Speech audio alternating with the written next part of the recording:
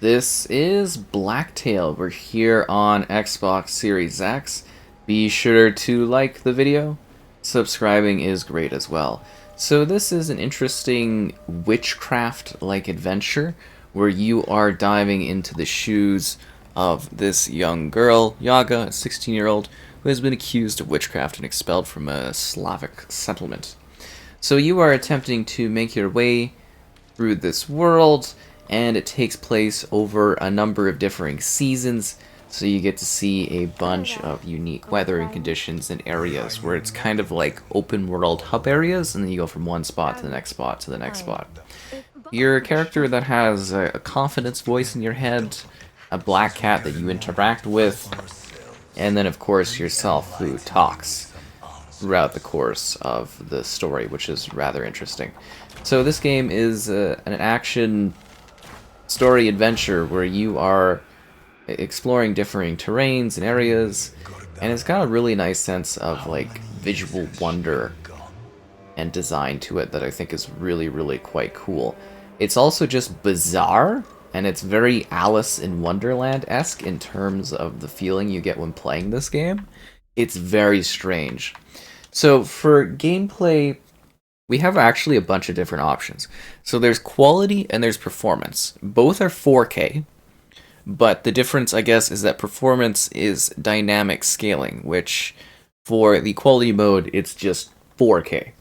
But you can also choose how it runs. So you can cap it at 30, you can do 60, or you can have a no-limit frame rate, which means for a future Xbox down the road, this could, really go up higher. I would assume 120 is still the cap, but you could theoretically go to a higher frame rate if you'd like to. We also can't switch from this preset while playing, but there is also the quality mode, so we're going to just cap it off at 60 there.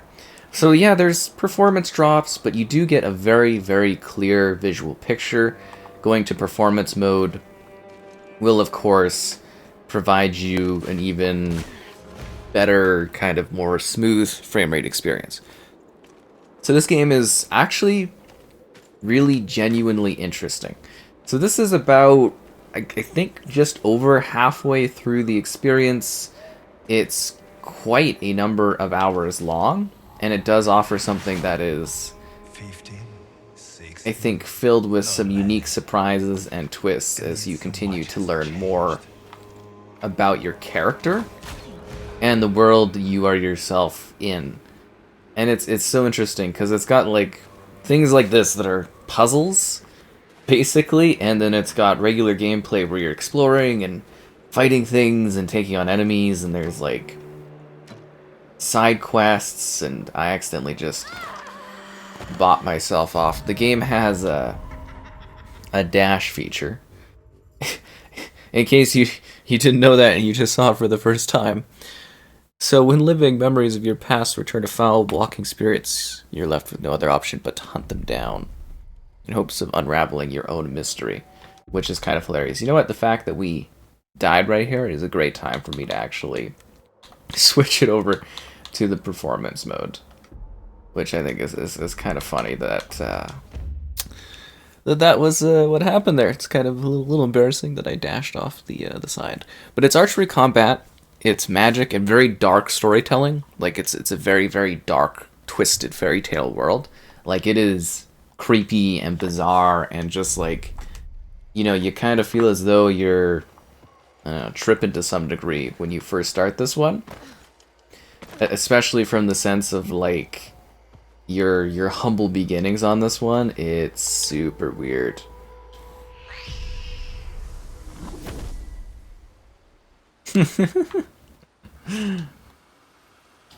Yeah, the cat didn't like that. And the cat also took us back to another area. So this is like the previous section we were in before we went and kind of did what we were doing. So there is elements of like needing to gather, I guess you would say, items and whatnot too, in terms of like crafting. So sometimes during boss fights you might kind of be out of certain resources and whatnot, and you have to go and I guess you would say gather that kind of stuff. So there's magic to a degree. Are we getting attacked by bees still? Where are these bees that are at? Uh-oh, those are the bee things.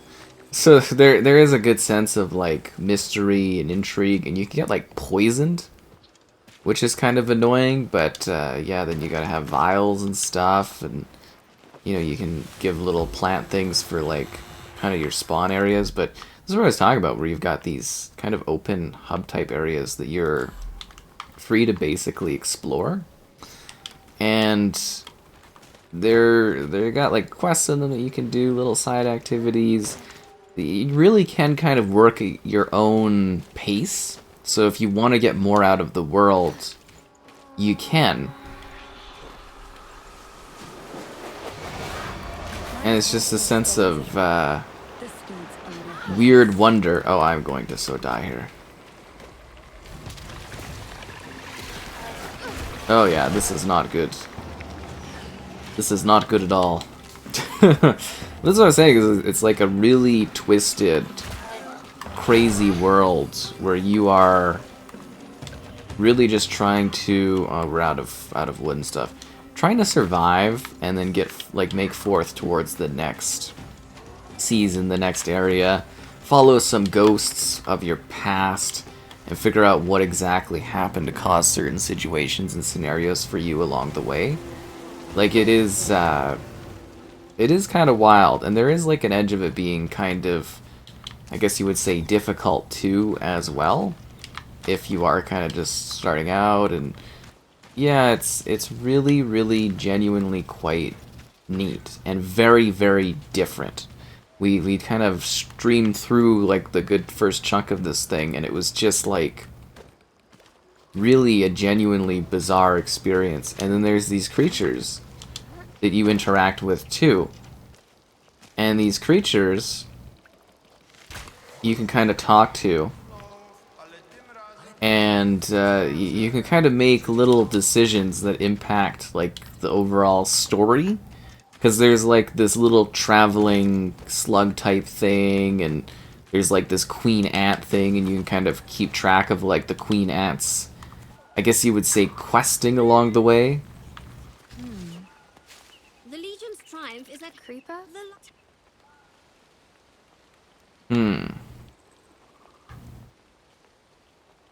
Wait for a hunter potion. So yeah, that's what I was kind of saying, is you can do like this kind of twisted dark thing, because I think it really gives the idea that maybe you aren't like the best of characters, or maybe you are, and things are not good for you in this world, and it's really genuinely distinct and crazy. Like, there's not much out there that's quite like this one. I find it so utterly fascinating in so many ways, just because it's such a wild and out there kind of game, where you do ponder, like, you know, what exact, like, it's a really good sense of mystery, is what I'm trying to get across. Like, you sit here and you're like, okay, what are my goals, what's gonna happen, and then you're kind of making your way through it, and you're just seeing like these creepier and creepier things along the way, and this sense of like twisted mystery and delight, and it is honestly, like, it is so creepy and bizarre. It feels essentially like those like the original kind of grim tales, if that makes sense, like the original fairy tale grim tales that you're kind of going through as this young woman that's like basically been plagued with these problems. And you know, it's just crazy as your character is attempting to, you know, make her way through it, understand things, grow up as a character. It's genuinely, like I said, rather fascinating, because it's so distinctly different. And then this game has like the most interesting and twisted of changes that you will experience as you play it. Like, your gameplay too is different as well. You know, like right now I'm just kind of like moving through it, but in certain areas the entire style of game changes. So you'll be like going along doing your thing, and then all of a sudden you know, this big change of narrative will happen, and now you're all of a sudden in like a 2D side-scrolling game where you're like a ram or like, and that's kind of just part of the different ways that this game delivers on its unique narrative that I find really, really quite interesting. It's yeah, it's really, really cool and very, very different, and it's something that I really do think is like fascinating. That's the biggest thing I'm trying to get across, is just like it's a very different approach for this type of game, and it's one that I think really does kind of fly a little bit under the radar for a lot of folks, but it is something where it's kind of like, you know, this game is crazy and creepy and weird and unsettling in like kind of maybe the best of ways and the strangest of ways.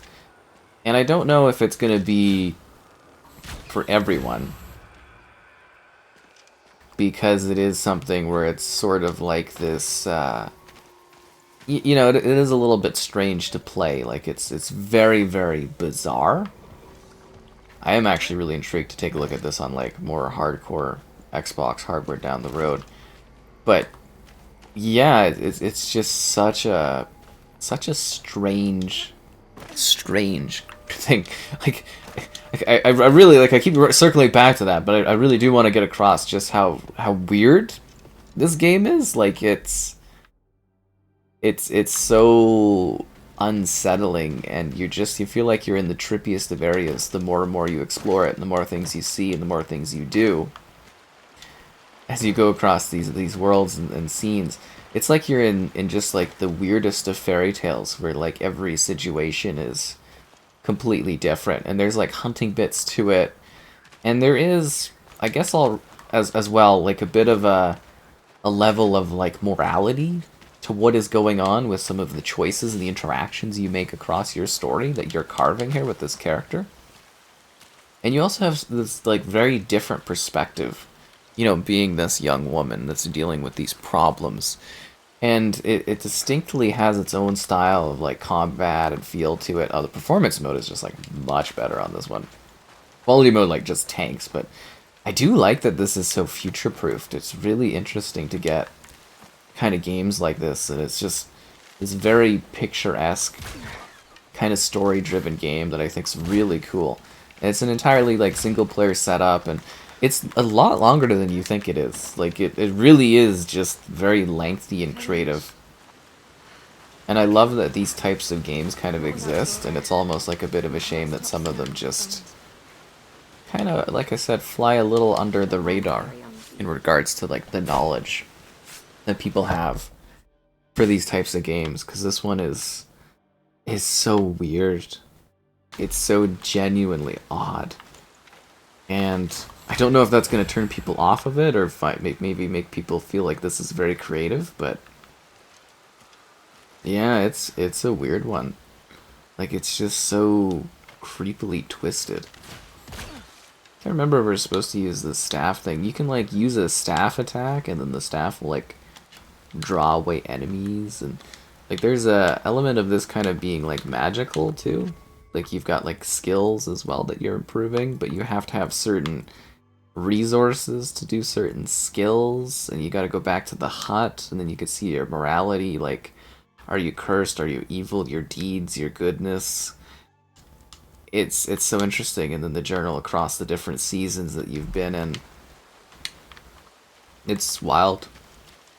Yeah, a wildly beautiful, distinct, and kind of at the same time really, really messed up game that I think for a particular like niche type of like player fan base will jump in here and be like, oh, this is so cool. And others will be like, this is just the weirdest thing I've ever seen. What is this game doing? What's it got going on? And it's so weird, because like, you know, when it starts, you're kind of like, is it like a survival game? Because you're like, you know, you're cooking stuff, and you get what I mean. Like, this game has got like such a weird array of differing concepts to it that I just find utterly intriguing. I just cooked some deer food there, and it's, you know, now I got the full health going on. And it's so weird and just so fantasy-like. And this is one of the snow type areas. It's like one of the, I think it's literally the starting space you go to. And then when you come to this connected, twisted world, you're able to, if I can get over here, see things in a very different way. There we go. I don't know why it's being such a pain to get through. You go between these like phases of like, you know, this surrealist world, and then the art style is so trippy and creepy. It is Alice in Wonderland, but mixed for the twisted landscape of the Baba Yaga, and what a cool experience. Like, honestly, this one, I think this one's really cool. This is like the summer world. But the areas you visit are actually pretty large in scale, so you can really go out of your way to explore some different areas. I think the difficulty, as I kind of mentioned, I think it is a little tough at times, like especially combat stuff, but like, you know, you do weird boss fights, and you visit creepy terrains, and, you know, the sense of wonder here is really interesting. And there's like talking weird stuff too. Like the mushrooms here are like sentient, and try finding yourself first. It's so weird, and they give like odd advice, and you can literally change up the story a bit based on your interactions with those different characters. Like I mentioned, you really can see this world for its twisted beauty. Oh, the performance, yeah, performance mode might have been the way to go instead of quality with the uncapped. Honestly, like, this just is so much more fluid. I mean, the quality visually, you know, I do, quality mode does look really great, but yeah, it's probably just like a future console kind of thing to really experience the full grasp with this one. But like, look at the weird kind of like stuff you see in this world, and big giant bee creatures and poisonous stuff and stick things, and, you know, you do like your actions can be like evil directing, and it all kind of plays out once you fully explore stuff, and, you know, mysterious caves with creatures and dragons, and everything is twisted to the fullest degree that it can be. Like, it is a creepy, crazy world that is, I guess you would say, to some degree unforgiving, to another degree kind of whimsical and ridiculous. But I am sure if you play this that you will have a wild time where you're just kind of like, what is this weird game? I just remember streaming it, just sitting there being like, this is so insanely odd. And the boss fights are strange, and yeah, this one is it's weird. It's a very weird, twisted world. An insanely twisted shadow planet to some degree, some might say.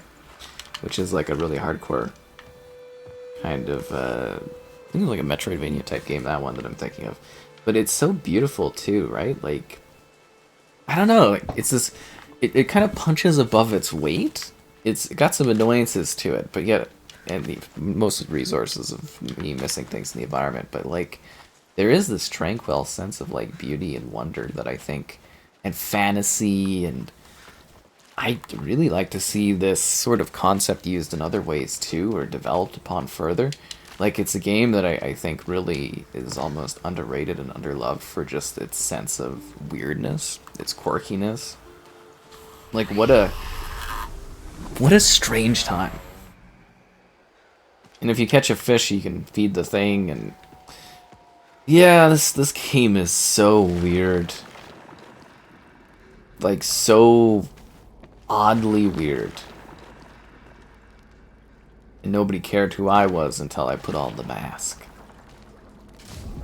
And then you could do your cooking stuff, and what a weird, insanely twisted, bizarre game. Blacktail could be something that you find really interesting, but it just depends on if this is the crazy type of world you want to find yourself kind of getting locked within and trying to survive, because it is, whew, this is a weird one.